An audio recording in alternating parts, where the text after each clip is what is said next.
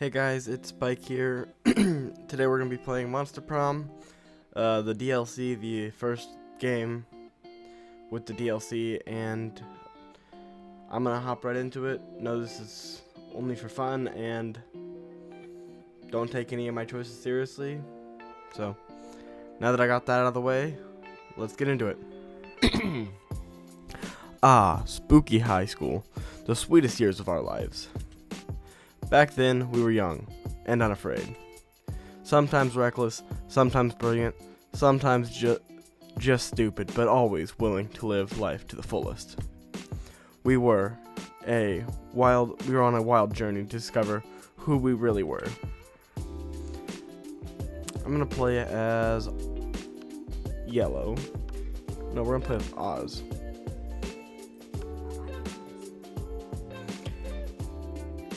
And we had yet to experience its ultimate challenge, the Monster Prom. I remember it was clearly 6 weeks were left, and as we fantasized about our dream prom dates, we were all scrambling to catch the attention of one of our 8 most charismatic classmates. Scott, 21. A werewolf athlete who compensates for his rather small brain with a stupidly huge heart. Miranda, a sweet mermaid princess who was cute as she was genocidal. Polygeist, 22, a party ghost with an insatiable hunger for all the wrong things. Damien, 21, a fearless demon with a taste for destruction and love of fire. Liam, 400 and something, a hipster vampire whose standoffish demeanor hides the fact that he was a truly lovable dork. Zoe, forever, an eldritch cutie who went from endless deity of the dark realms to ultimate fangirl. Calculester, a library computer who became a sentient robot ready to experience life to its fullest. Vera, 23, a mean self-made Gorgon with a merciless sense of business. It was clear it had to be one of them, but who? We only had 6 weeks to choose our prom dates, and even more daunting, we had 6 weeks to woo them and court their heart. But it was already said we were young, unafraid, and ready to start. Welcome to the Monster Prom stupidest pop quiz ever. All minds are rotten, but they are rotten in many different ways. Worry no more. We are now using our PhD to diagnose which kind of deviant sicko you are. Monster Prom stupidest pop quiz ever trademark. We'll throw a bunch of absurd questions at you and turn your answers into character stats. This way, each of your stats will start by having stats even reflecting your true selves. Let's start. A distant relative you didn't even know had passed. You have to attend their funeral, but you're super hooked binge watching the 7th season of The Office. What excuse do you make up to avoid socializing the social obligation? Try to convince your family that you were a flamingo all along, and flamingos are not supposed to attend funerals. The trick to good lying is being subtle and telling half-truths. Tell your family you can't attend because you're super hooked binge watching the 5th season of The Office. Just don't go. From now on, every time a family member asks you why you didn't attend, just say you know and wink at them. Yes, that's the answer. Yep. We just say we know and wink at you know and you wink at them. Yep. Your school is outdated and lame. We need a new school subject ASAP. Turning people into your puppets through emotional warfare and deception 101. Critical thoughts it's a country could really use a subject like that in school. How to correctly punch a crocodile without terrible consequences. Turning people into your puppets through emotional warfare and deception 101. That's the one. If you were a D&D character, what would be your class? Party Smith, Gunner, Gunhaver, Moneymaker, Automation, Good Boy, the prettiest one, Automation. You find a genie in a bottle. You can ask for whatever you want. What do you ask for? I don't ask for anything. I drink the genie from the bottle. I grant my own wishes. A rainbow that can eat you. Infinite confetti. His friendship. Him to not be so mainstream. I'm gonna hit this because I think this is... I'm gonna just... For Sanji and Kurapika to be canon. I'm gonna go with that. Yeah. We're gonna go... I am... smart and charming. I'm gonna go to the auditorium. That day while rehearsing for the class play, as though the muse themselves had descended to give you their talent. You perform an intense and inspiring. It will be remembered for generations, which is pretty rad by high school play standards. You gain 2 creativity. You catch the tail end of class. Zoe and calculus are exchange. But students' ex-teacher fic is super overdone. It makes me really uncomfortable because, the inherent imbalance of power. Could you imagine how problematic it would be if PGS hooked up with one of us? Yuck. I cannot seem to recall the principal. Giant spider looks like any image PGS not found. Just the joys of new students adjusting to the rules of Spooky High. You there, Killing Machine and Abyssal Terror. Rude. I need an impressive ally in my fight against the region of the lava over the 8 circles of hell. Input. Quippy response about your sense of fashion being from the 8 circles of hell. I have no need for your robotic criticism. What I need is the power of a being beyond the average monster to aid in my glorious, righteous justified takeover. No thanks. I'd rather just write a steamy fanfiction in which you and Damien are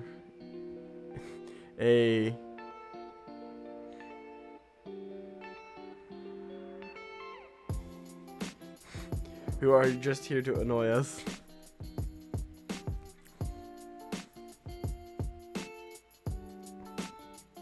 We need to act now, like King and King Elizabeth are distracted by throwing an automotive adorable them themed brunch. I'm not leaving without one of you with me. She really means it. Time to help one of your classmates out. Guess you better decide which one which one you don't like school. is full of tough choices. No calling this robot a killing machine. It is inaccurate. A real killing machine would be a tank, and he's not a tank, so he's worthless. Go look for a tank. Dahala, don't be fooled. This eldritch being is clearly under Damien's spell already. Look at these pictures she drew of Damien shirtless. She's a Lava sympathizer.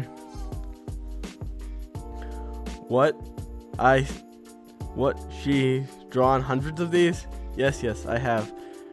Girl demons from Spooky High, Pirate Damiens from Spooky High Seas, Dr. Damiens from Spooky High. Why are they all so compelling?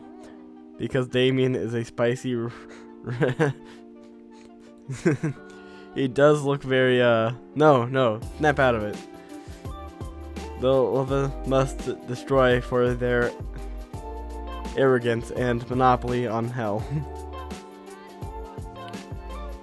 Perhaps Abyssal Terror, you're out. Let's go, killing machine. Error. Label killing machine inaccurate. Descriptor found file friendship with Damien Leve. Seriously? With the amount of violence and arson he commits, you would think some of the school would be willing to betray his family. And when I find that such student who to the wicked in this case being the region of Las Vegas. Thank goodness she's gone. And now we can start on that Diane fic. What do you think, Oz? Damien, Dahemian, or Dala as their ship name? Those definitely just look like misspellings of their actual names, but rather than tell Zoe that you enjoy her enjoyment and gain 2 fun and 1 boldness.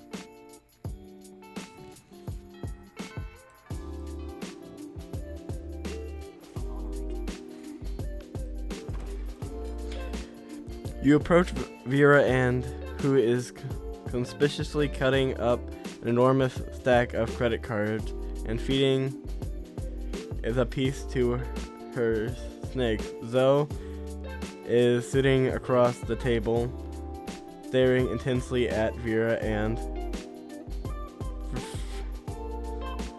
frantically scrambling into her notebook. A little privacy, please. This is obviously a business lunch, which means that it's a write-off.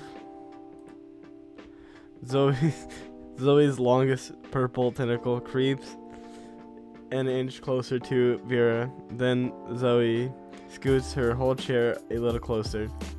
Back up a bit. Interesting. Are you even listening to me? This is a life or death situation for you, dork. Not what? Huh?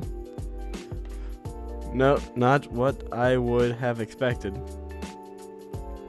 So, besides my obvious beauty, enticing charm, and tremendous wealth, what are you looking at? Oh, it's not obvious? Zoe flips over her notebook to reveal a massive chart of Vera's snakes and all of the different ships between them. There are so many arrows and symbols and snakes that you're worried she might actually be summoning some kind of fanfic demon. At first, I was really into my main ships of front left snake with back center snake. They just have a real natural pairing, you know. But then I started thinking about the rivalry between all 3 front snakes and how it could be this kind of triangle, rivalry, hate kind of thing. So, And honestly, that's just really got me into questioning about the rules of snake viras. Like, can they get married? Can they move positions on the head? Do they have tails that are inside of your head? And so, Vera, you just have to tell me, how do the snakes pop? I have to know. How do the snakes go to the bathroom? I have to know.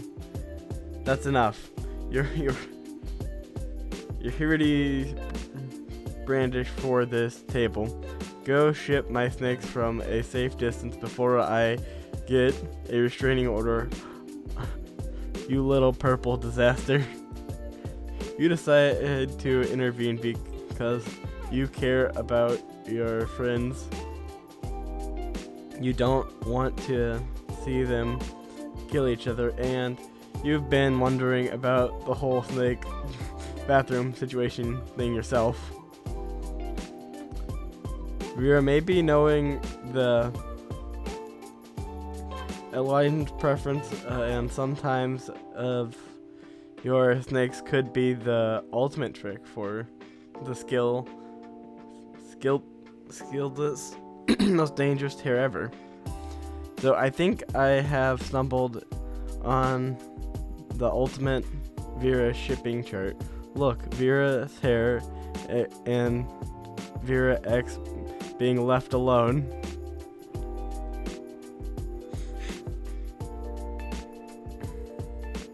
Nah. Exactly. For example, I can't tell that the snakes in your forehead are inserted and circled about the grit and length that make its position less deadly and its relationship less healthy. For maybe the first time ever, you made a good point. I milk my snakes and sell their poison, so it'd be great to know which one is the most potent and vile. Also, I've always wanted to wear a hat, but my snakes won't sit still, and the hat will fall off my head, and that's obviously unacceptable. Zoe gives Vera the full rundown on a serpent surgeon, which, with a little coaching from Zoe, back center snake works out its insecurity issues with the front left snake, and Vera's hair has never looked more emotionally mature.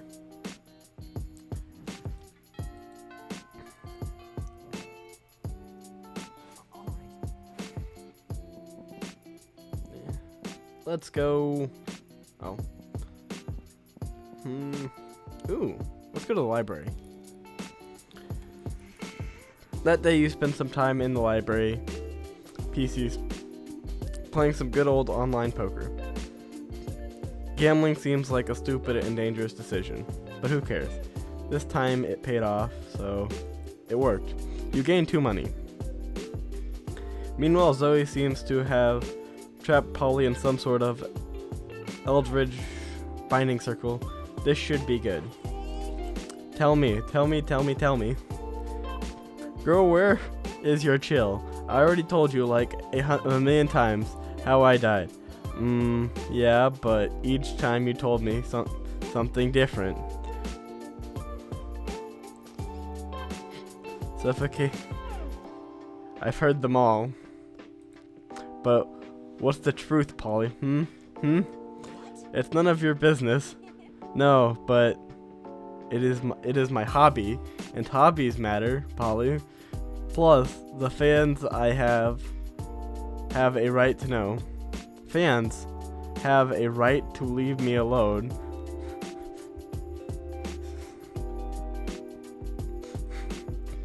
If secrets are sexy, then how come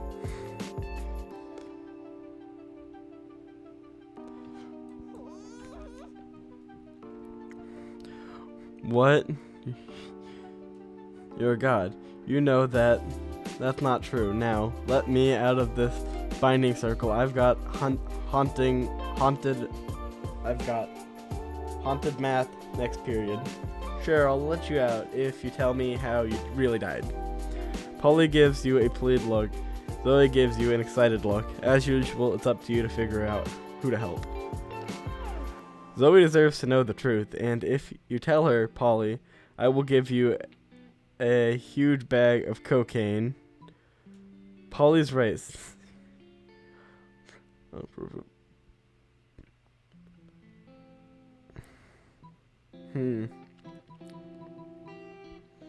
Zoe deserves.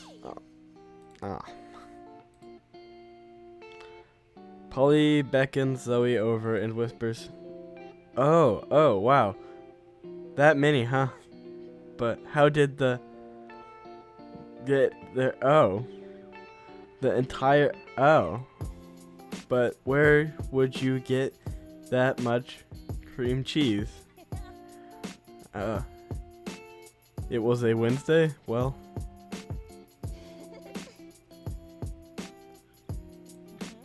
Oh, absolutely. That's way too hot for public consumption. Your secret's safe with me. Yes, I gotta keep my secret and I get cocaine. Score. You're pretty sure Polly told another very not real story about her death, but Zoe's impressed at you, at your negotiating skills. You leave Polly enjoying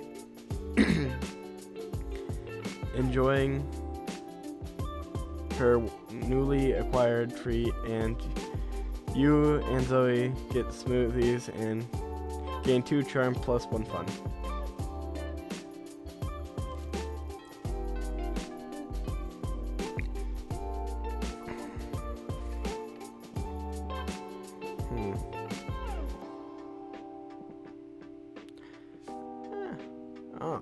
Oh, cool. I didn't know that this did this. So this is bold. I do need to work on boldness and I need to work on creativity. But for now, I think I'm going to go here.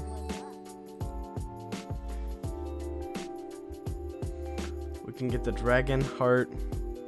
That, a corpse. We're gonna get the Dragon Heart book, an erotic fan fiction about dragons.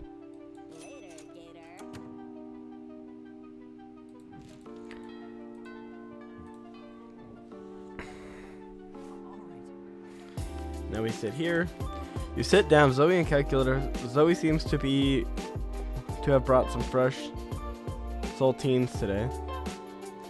That is, she has a screaming man strapped to the table, and she is currently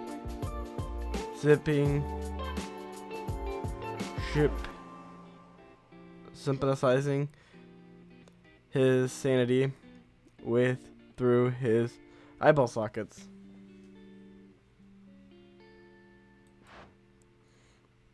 Friend Zoe, I am afraid I must take issue with your current practice. What, eating? Eating in a manner which causes a human to repetitively scream, kill me, while voiding his bowels and bladder. It does not seem nice. Look, I was born this way, okay? Well, not so much born as ripped from the fabric of reality itself and animated with equal parts raw malice and the conception of desire. But still, don't judge me.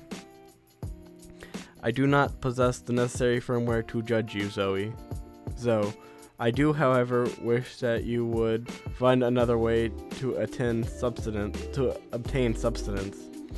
You can't stand to see these two at odds. Maybe you could convince Zoe to change her ways, or convince Calculus that they don't need to change. Oh, Zoe, why don't you eat this vegan brownie I brought instead? It's probably way tastier than that guy's insanity. Oh, come on, calculus. Their sanity isn't even one of the top 5 worst things, so we could be devouring from this dude.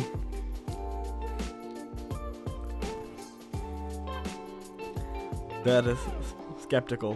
Please list 5 things worse devoured from this man than sanity. Oh, that's easy. Deep-seated insecurities is one. Poop is another. The crippling fear of death present in all mortals. P, and worst of all, opinions. Are his opinions really that bad? Well, he's a prominent user of Ready? Understood. Abyssal complete. Analysis complete. Sanity is acceptable. Food substance compared to several things that are worse. Nice. It is like I always say, when life gives you lemons, compare those lemons to the consuming void. The void is always worse than a couple of lemons. You cannot agree more, mostly because you are interested in smooching Zoe, but still.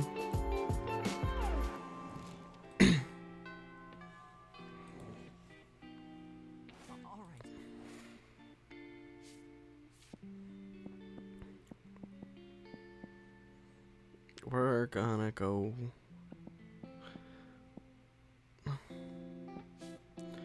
charm, creativity, boldness. I'm gonna go to boldness. Yeah, boldness. That day you just skip class because you respect no authority. I guess some people just want to watch the world burn by skipping class and hanging out in the bathrooms. But you gain 2 boldness. You're wandering down the hallway, reading Dragon's Heart as discreetly as you can, which apparently isn't very, because Polly and Vera clock this immediately. Dock this immediately. Ugh, you're actually reading an erotic fanfiction about dragons? Because we love dragons. Dragon heat. I'm all about the 19th century Russian literature, but a ghost girl can't say no to some erotic fanfiction, am I right? I've literally been working on my Morgan Vaughn Beatrice cosplay all week. Don't worry about why. Speak for yourself. I've never. Okay, fine. The Dragonheart. I may have read Dragonheart, but don't go around telling people. Pfft, clearly safe with him. A fellow Darkophene can always be trusted. Are you sure? I mean, anyone into Dragonheart must have a wicked mind. 297 chapters and counting, and it still manages to amaze me with all the new levels of wrong. Yeah, right. I love it. Yep, I must admit, I'm a bit vanilla when it comes to the fave chapter. Mine is the one where make Dragonheart, the Hydra, and the Driven Draculate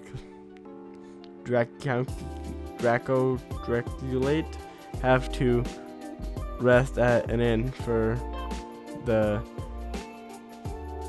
choke, but after the choking Bay adventure, only discover that they have just one bed available. Is a classic fanfic trick that never fails. Ah, yes, that one was good. I personally prefer the one where it's unmasked her masked savior after a passionate kiss, only to discover it's herself, and then they totally go at it. I'm not a fan of time travel, but sign me up for some good self is. Yeah. Amen. What about you, Oz? What's your favorite arc? Nothing to worry about. We'll just be revealing your inner kinks. No pressure. Easy to the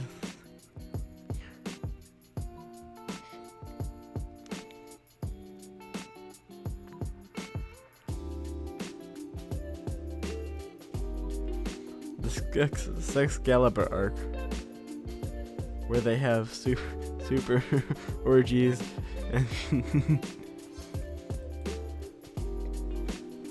whoa, right. How could I forget about the Sexcalibur arc with 297 chapters? It's rather easy to forget some arcs. Yeah, but that one was epic. The transition, the tension, the thrill of wondering who would be the chosen one each time someone used the magic. I must admit it was very lubricating. Also, I should praise the fact it wasn't entirely written from the viewpoint of the Excalibur. Who would have thought Oz here was such kinky deviant? Maybe we shouldn't do our own Excalibur trait one day, huh? Let's not get ahead of ourselves here yet, but I might or might not have an official Excalibur myself. It's hard to say no to dragons. Yeah. All these years, you turned that erotic dragon fanfic into the ultimate icebreaker. Have 2 smart plus 1 fun to celebrate your unexpected discovery.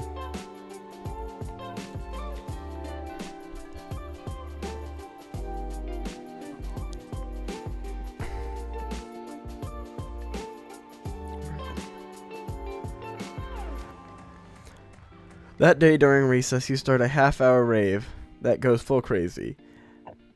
You have no idea how it escalated so much, but at one point there was like 300 people. Someone summons demons from a nightmare dimension. The consequence might distort the fabric of reality itself, but who cares? It was a rad party. You gain 2 fun. You're wandering around with Zoe, Scott, and Damien, looking for Pocket Human in Pokemon Go. When you notice some weird-looking shrooms. Whoa, these shrooms have faces. They do. I think they're kind of cute. We think you're kind of cute, chirps the mushroom in unison. We love your skin. Bet you've got a healthy working and endorphic system. Plants can pee on themselves. Yes, says the shrooms. Pee on us. Your moisture and nutrition make us stronger. Okay, I'm officially creeped out by the talking mushrooms. Really, why? Pretty much all the plants in the dimension of terror have. Ah, yeah, okay, I get. They're creepy. Creepy, says the mushroom. We're just full of genuine affection. Inhale some of our spores, you'll see. So, am I peeing on them or not? Oh joy, it looks like you 4 lonely high schoolers have finally decided to give up on the mystery of the single doom and partner up with a true soulmates. Yes, sings the mushroom. We do. We would love to mate with your soul. I don't know. I'm not really about giving up my individuality in order to allow an intelligent fungus to ship on off my nutrition. Siphon off my nutrition. You've never experienced anxiety again. You'll never experience anxiety again. Okay, I'm interested. Pfft, I'll never settle down. I don't build relationships, I burn them. A parasite of this type can directly simulate with the pleasures, nutritions of your brain. I mean, okay, I'm listening. If you enter a community relationship with one of these mushrooms, you can pee on as many of them as you want. Hooray. No, not hooray. You need to talk your friends out of accepting these facts. Parasites into their brains and fast. Wait, don't. You rush blindly into a relationship. Let me do a tarot reading on your love life first. You can't date those shrooms, or you can date whoever is in this mystery box I brought with me.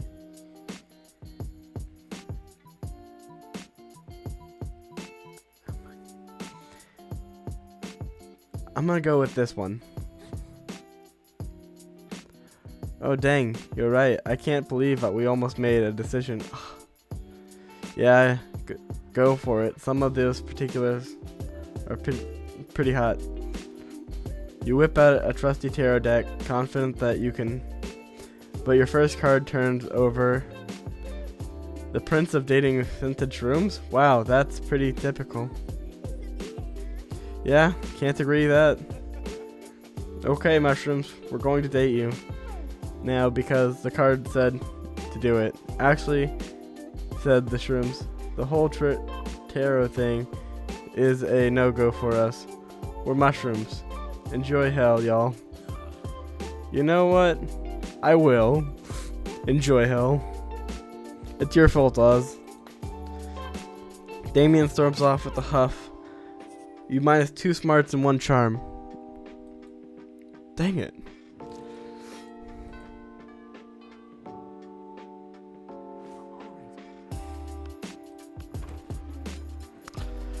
You watch Zoe watch Polly with increasing intensity.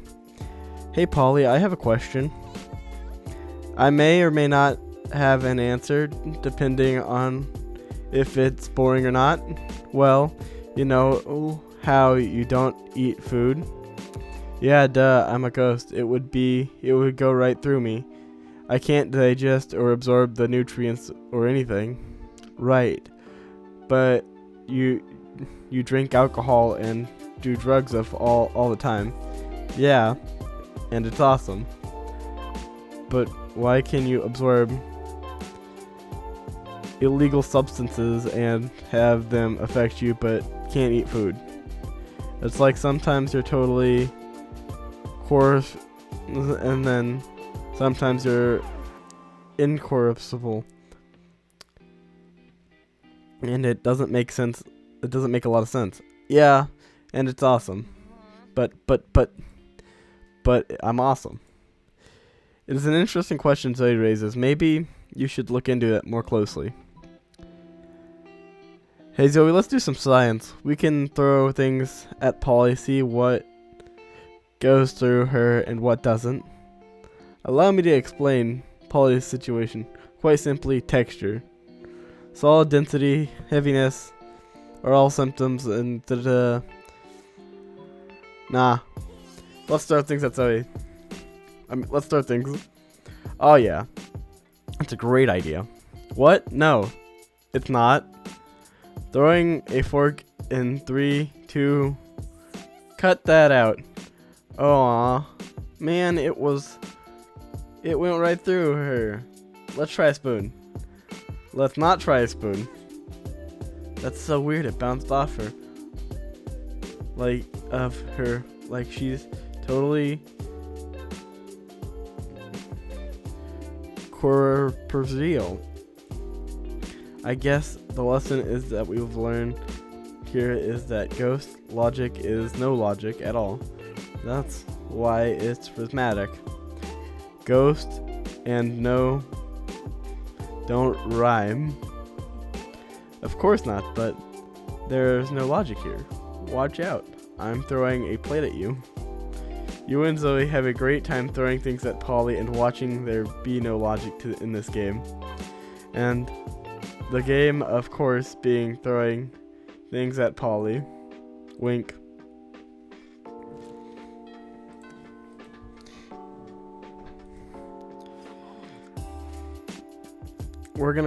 No, we're not gonna go to the library, so I can't make money. Dang it. We can get smart, we can get bold, or we can get creativity. Let's go get creativity. You gain 2 creativity. We dare you to actually come up with a nickname for yourself and ask the other players to call you by that nickname until the end of this run. Later, you're carrying pretentious dragon heat, and you're spotted by Miranda and Damien. Wow, dragon heat, I love it. Also, may not know this about Damien just by looking at him, but it turns out he's into it, a hopeless romantic at heart. Are we reading the same series? I'm in for Dragon Dongness. Nothing so bad yet as good as a billionaire dinosaur made of... Yeah. Damien, you are being utterly foul. Don't profane the deep emotional connections between Harold McDonald and Godvilla Genitalia.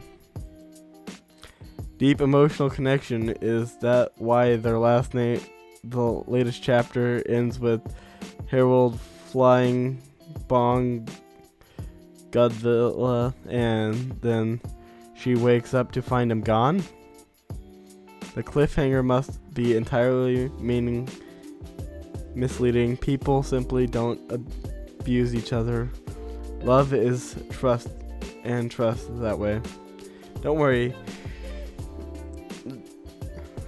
about you. I worry about you, Miranda. I really do. I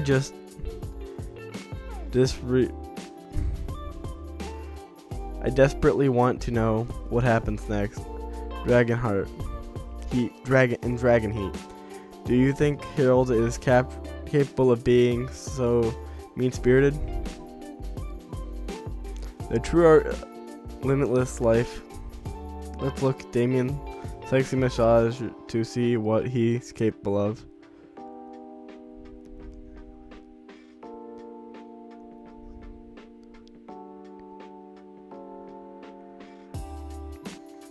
Harold may or may not be a scoundrel, but love is alive, and, well, let me take both of you to the greatest 3-way first date ever to prove it. That's gonna be boldness, and I don't think I can win that, but I want to so bad.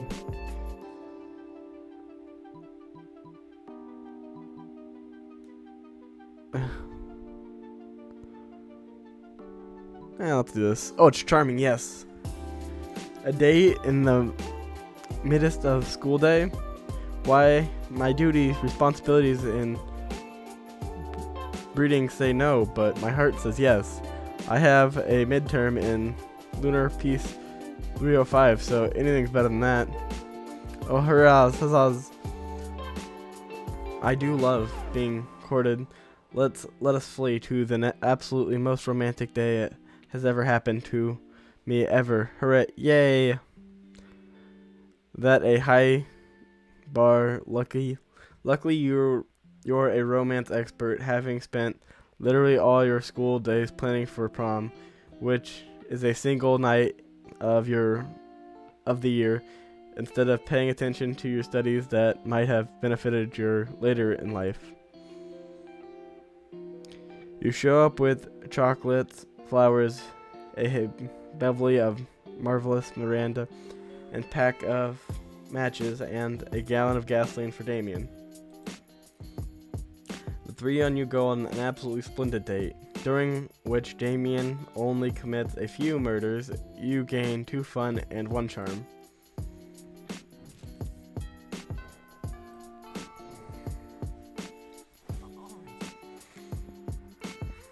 I could be able to get smarter, or I could get more bold, or creative. I'm gonna go to the library to gain money. No. Well, no. You're there, but you encounter 3 wild hygienists on their way out. Who the F runs security here? Anyways, you subdue them with the help of a hair comb, the monster scout, and all of the idiotic scenarios they prepared you for. By the time you get to the bathrooms, you've totally gained 2 boldness. It's always nice to see your friends succeed, and by the way, increase in employees in Vera's illegal law firm. She clearly is doing well. Hello, friend Oz. Have you come to this place for carbon-based life forms to rid themselves of their waste in order to file a lawsuit, which I am told is the primary function of this location? Calculuster is an ideal secretary, as his love to help can perform research instantaneously and type an infinite number of words per minute. And I'm an idea appreciant because for the last time, though, you're not my apprentice because you have no interest in law, practice, or helping me acquire vast sums of money. You're clearly only here to research others of your stupid fan fiction.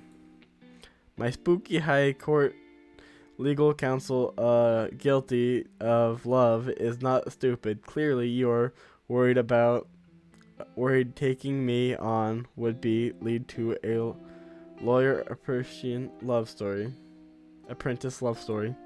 That's not the case. OMG, that's because you're already involved in a lawyer or secretary love story with Calculuster. I demand to speak with a lawyer immediately. You have come to the right place, friend Dahala. As everyone knows, bathrooms are the most common location to take care of legal problems. For far too long, I have attempted a literal battle to claim the 8th Circle of Hell from Lady Clan, so now I shall attempt to defeat them in a legal battle. My wealthy friend, I would be more than happy to assist, but Damien is our friend. Sounds like a recipe, sexual tension. Sounds like repressured sexual tension to me. Everything sounds like repressed sexual tension to you. True that. I have brought with me this chest full of spoils of war, probably prepared to pay any price for your legal advice. Friend Dahala, a quick search has informed me that an quote-unquote land has never controlled the 8th Circle of Hell, and that the Levi clan claimed it quite fairly. It would seem that you have little to no claim. What is your rightfully friend Damien's kingdom? Zip it, robotic calculus. You know nothing about the law. There is little to no chance that the hell is not loaded, and I'm therefore happy to take her on as a client for a large sum of money. You have chosen the right side, friendish Gorgon. What is the plan for my legal victory? The plan, yes, the plan, which I have one because I am very qualified lawyer, and your case which you have absolutely no legal grounds whatsoever, certainly will be winnable. We just need bring in a surprise witness. Shout objection over and over again.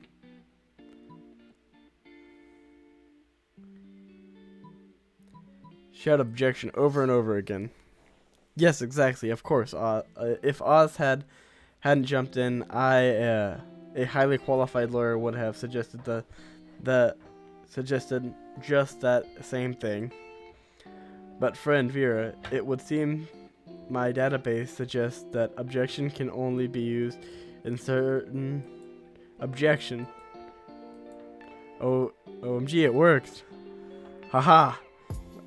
A strategy that is effective as it is ruthless. It shall serve us well. How do we proceed? That is it. We are done here. We did it. What? But what absolute serving Damien with a summons? With what about a court date? What about an actual trial? I demand my money back. Objection. Daha wanders off, too stunned by your legal powers and legal powers that has gained you 2 smarts plus 1 fun, and the admiration of your buddies.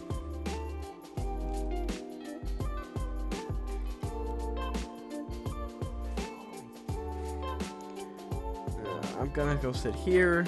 Calculator's enjoying a nice quiet lunch, charging during when Zoe interrupts his revive with a question. Hey Calculator, I'm making a quiz so students can figure out which Spooky High vending machine they are. You're friends with the vending machines, right? I am friends with every person. Friends though. But like, are vending machines people that you're friends with? That is a rather insulting question. Yes, vending machines are people, and yes, I am friends with them. Oh, so vending machines have feelings. Of course they have feelings. Which feelings? I do not know. I'm a terrible friend. Aw man, don't be sad. We can figure it out together for my quiz. But how can we talk to vending machines about their feelings? Use pure logic, calcula. Vending machines seem to give away things when you put money into them. So put a coin in and ask them about their feelings. Just look up their manuals online. I love conducting observations online. Research is all of my favorite topics. Don't you, Zoe? Did you say something? Obsessive online research? Yes, it was Oz. Let's do it. Calculator, pull up the manual. Manuals acquired. Section describing your vending machine's mood. It says along the switch on the back, each vending machine that set its emotional status. Let's go look. Huh? It looks like they're all set to crushing despair. Why were they set to crushing despair? That seems to be the factory default. Should we change it? Best not to tamper with factory default. Okay. Hey Oz, as long as we're doing exhausting online research, wanna go down online? There's not a hole you wouldn't go down with Zoe. You start at vending machines, emotional status, and end up at dork ritual specifically involving cabbage.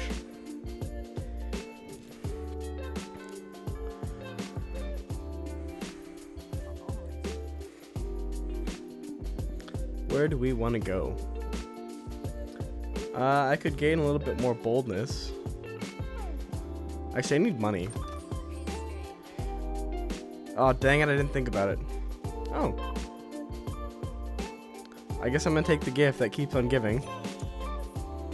See, I'm wise enough to know when a gift needs giving. You know, the compensation is not that great, and the color palette lacks depth, but it's a gift.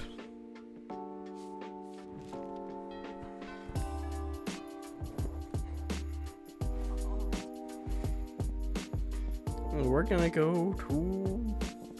Nope, not the auditorium. We need... that's charm. Creativity is there. I guess we're gonna go get boldness. You skip class because you respect no authority. While in the bathroom, you tell yourself in the mirror that you are so bold. But calm down. But come on, you're just talking to yourself in the mirror. What is that? You know, you can keep to boldness anyway for saying that to yourself out loud.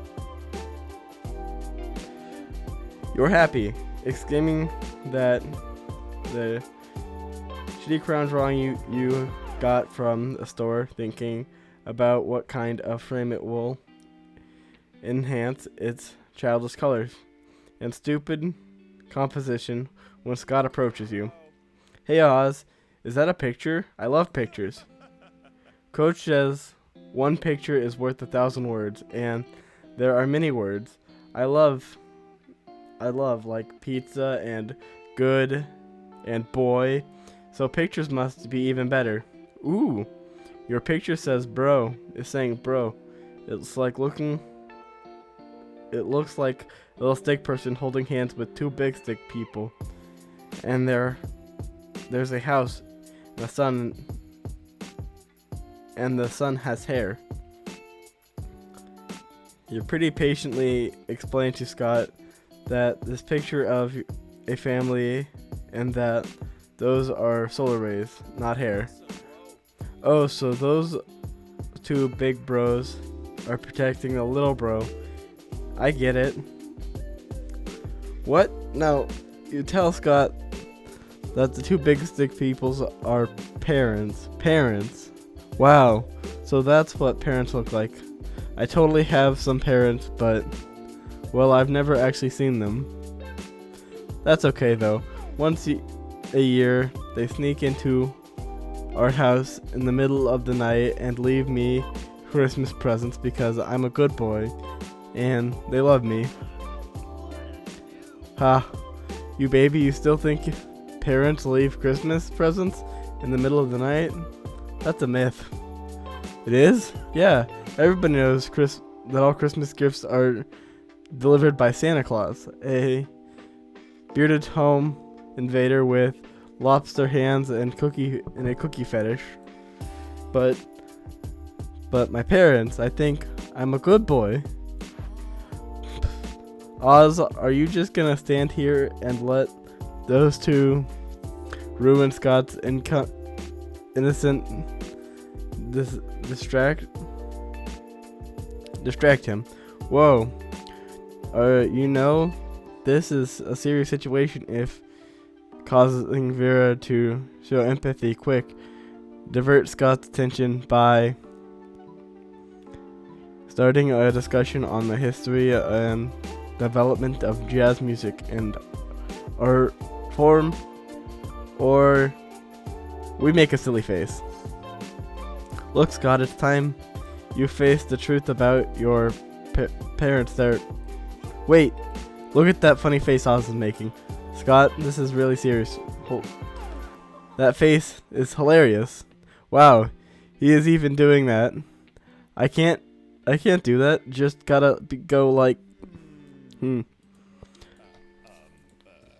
Wolf, I can't do it. My face isn't strong enough. I'm gonna have to hit the gym and do some chin-ups and face lifts. Good thing we aren't talking about any important other thing. Otherwise, I'd feel bad about leaving like this. Later, pals. Whew, that one was a close one. Nice work, Oz. And as for you, Wolfpack, and the hell were you thinking?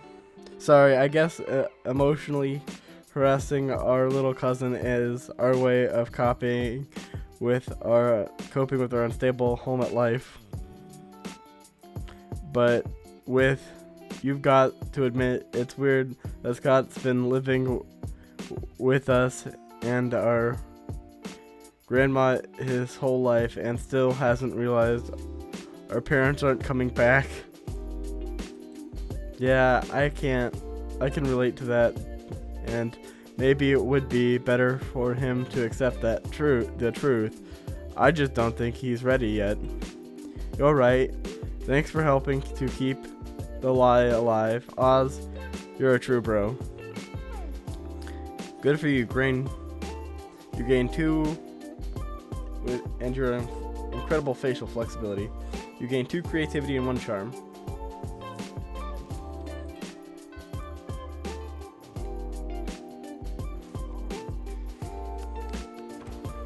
You sit down with Zoe and Polly.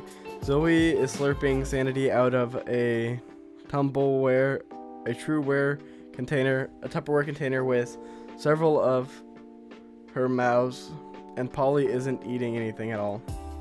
You feel a little uncool for being the only one at this table eating a normal food. Speaking of eating food, oh yeah, Oz, I can read your thoughts. Sorry. Why are you even here, Polly? Why are any of us here, Zoe? The universe is vast and full of mysteries. No, come on, I mean, why are you here in the cafeteria? I mean, Miranda comes in to supervise her eating serves, and Leon comes in here because he presumptuously feeds on food pics. But you don't feed on anything at all. So why are you here? Why aren't you doing drugs or getting laid or something? Well, because it seems like Polly might be on the verge of an existential crisis. Those are really serious for ghosts. Save her. Polly comes here to because secret backstory revealed. Polly comes here because she can do what she wants. Nah. Polly comes here because secret backstory. Yes, the truth is, OMG, what? I am actually the ghost of a famous chef. Wow, this is definitely going on my next pick. Which chef? Ghoulish Childs, Miranda Art, Gordon Ramsay, but a fish person? I don't know. I was pretty high when I died, but like I'm really good at cooking when I'm sober, which is not often. So I must have been a chef, right? That is the only logical explanation. I hereby declare this canon. You are proud that you are proud here for this historical moment, even if you know for a fact almost everything Polly just said was entirely made up. But who are you to steal this moment from Zoe? She winks at you with one of the bottomless pits of her face. Nice.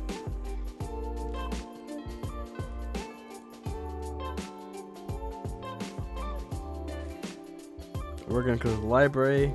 You spend all day on the library PC mining some Bitcoin, solving with algorithms and rising cryptocurrency, but you guess that that nobody actually has any idea how any of this works. Anyways, you gain 2 Bitcoin, which is equal to $2 million, which unfortunately equals 2 monster dollars. So 2 plus 2 money. Later, you head by the local pizza priority and to help Vera collect her pretentious money. You notice Scott's mopping around the site. Hey Scott, what are you doing outside the pizza parlor?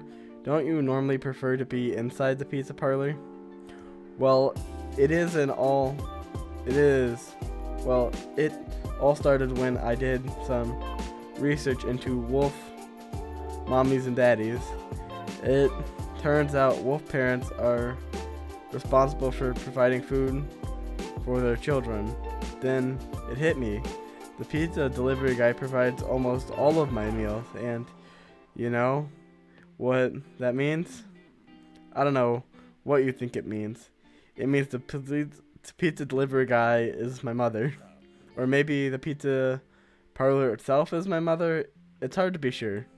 Either way, I came here to rejuvenate with my long-lost parent and also get some free pizza, hopefully. But they threw me out. Apparently, I'm not the first person to claim I'm related to one of their employees in order to get free pizza. I don't want to be a specter separated from my mommy, though. Please help me. Keeping Scott misguided hopes alive may be trickier than expected, but I just don't think is ready for the truth. Do you think you could get a restaurant to give him free pizza and say it's from his mother? You've got a flexible relationship with the truth, and anyway, Scott's to be sincerely invested into this, so you do the only reasonable thing. Convince the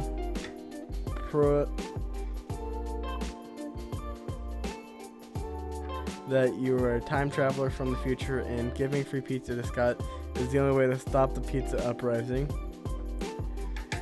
Act like an entitled I'm bold. I have charm. You know what? Nah, I'm gonna go with convince we're protectors of the universe, and So you wrap yourself into a tinfoil and burst into the kitchen of the pizza parlor, screaming about time travel and scientist pizza. At last, cry the chefs, our savior has come to free us from the pizza maloid monster.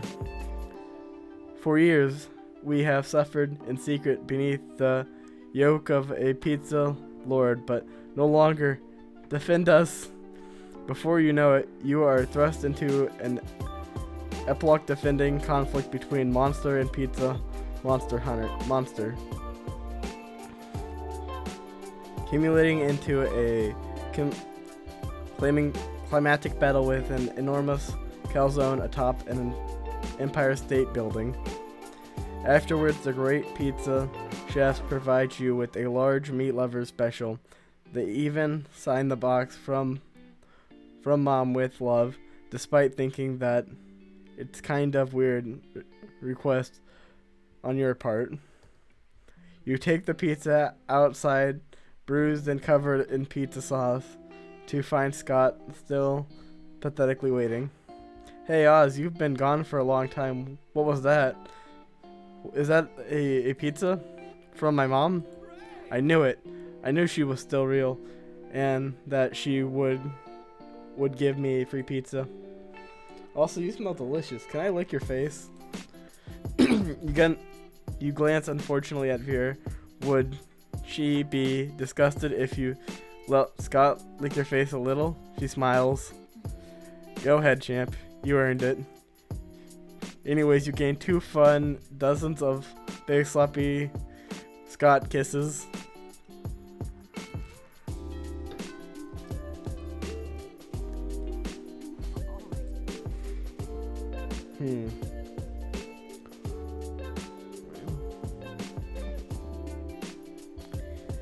Let's see what she has.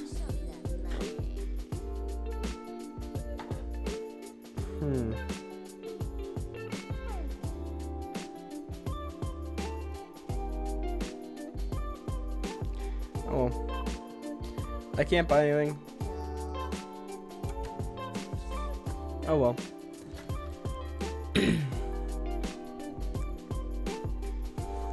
We're gonna go sit here.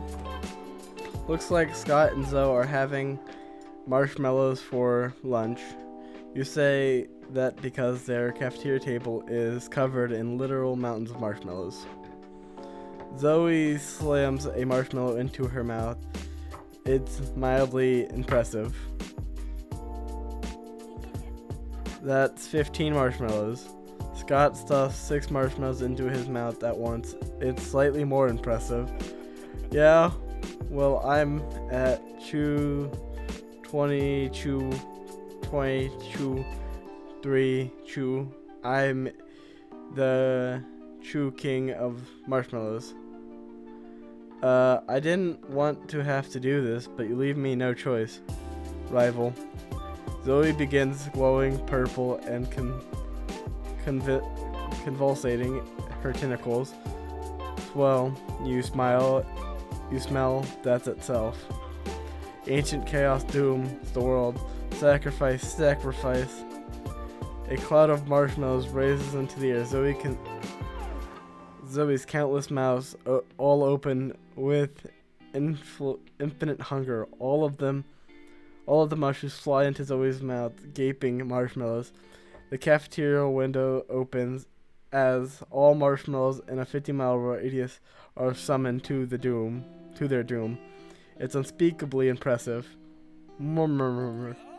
Hey, no fair.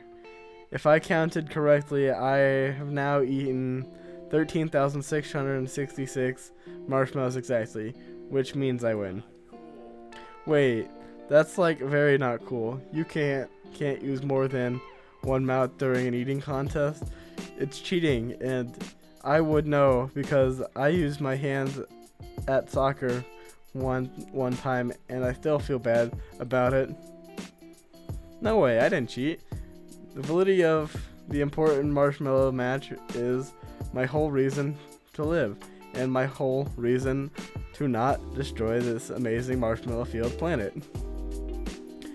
Quickly, refreed the athletic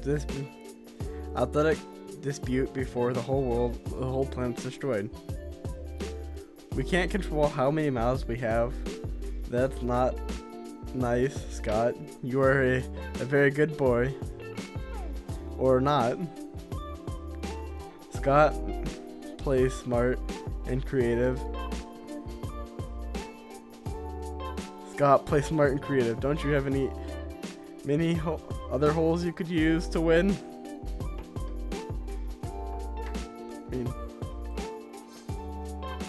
Scott's eyes widen in primal fear. Wait, I'm sorry, Zoe. I wanna be a good boy. I wanna be not a good boy. I don't wanna be a not good boy. Wait, Scott, who's a good boy again? Me. It's me, Scott. Who's a good boy? Me. Then I guess I'm the winner, mouths and all. Zoe may have won the marshmallow battle, but you win the marshmallow prom date. Demon friendship war.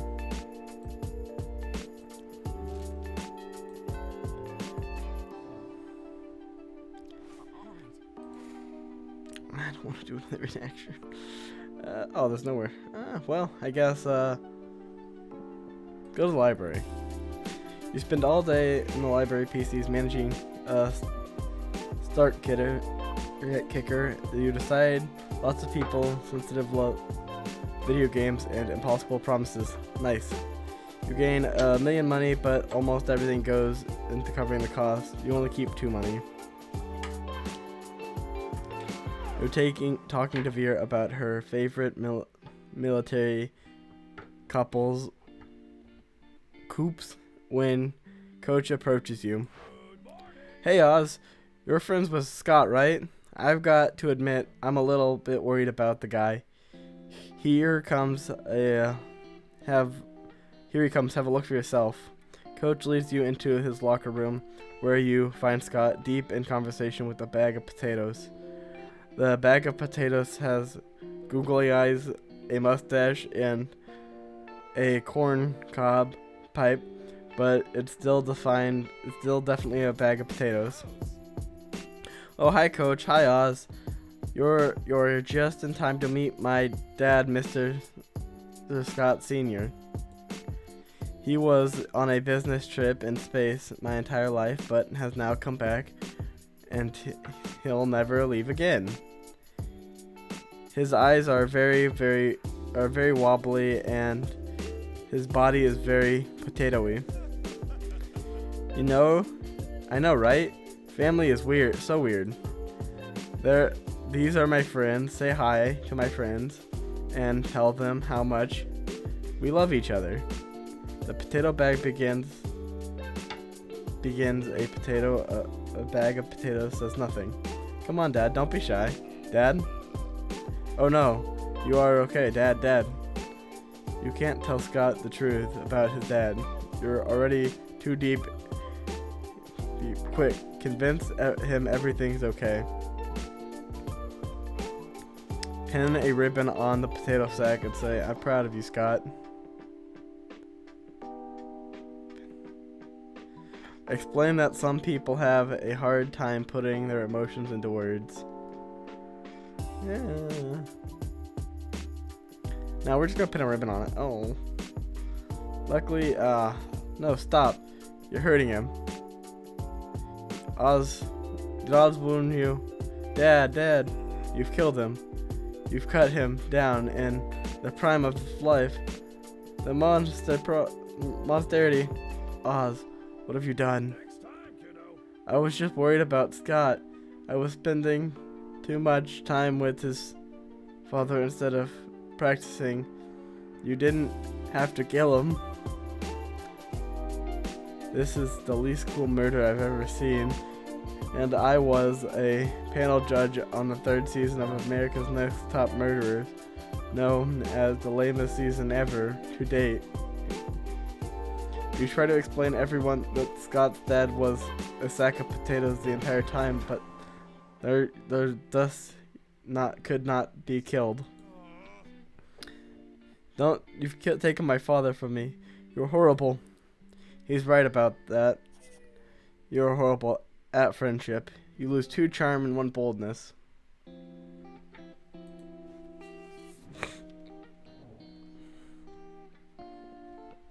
I pick Zoe.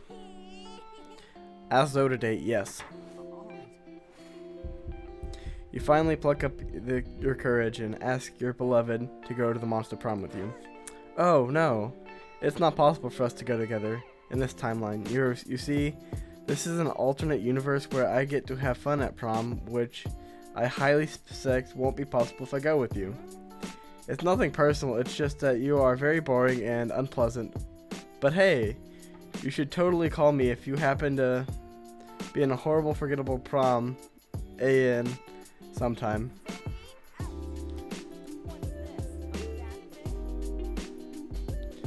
You were ashamed by your failures after prom. You graffitied into all your prom pics as if he was your prom date. You were ashamed of your failure after prom. You photoshopped graffitied Garfield into your prom pics as if he was your prom date. Yeah, Garfield the orange cartoon cat, not your brightest idea. Anyways, even if your photos editing skills, you still couldn't photo edit the sadness of your face away. Sad.